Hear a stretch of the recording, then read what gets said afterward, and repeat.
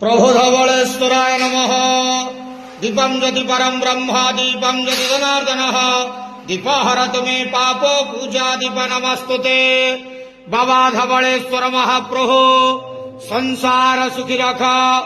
आज पवित्र श्रावण मासर प्रथम सोमवार प्रतिपदा तिथि समस्त भक्त मानकर मनस्कामना पूर्ण कर। समस्त भक्त मान आशीर्वाद कर। कर्म क्षेत्र उन्नति कर। ग्रहनिष्ठ मान खंडन कर। बाबा धवलेश्वराय नमः। बाबा धवलेश्वराय नमो नमः। प्रभु नमः शिवाय शांताय करणाय त्रिविताय जटाधराय हर हर महादेव शिव शंभो महाप्रभु धवलेश्वराय नमो नमः। संसार सुखी रखंतु आनंद गेवार हरि बोलो।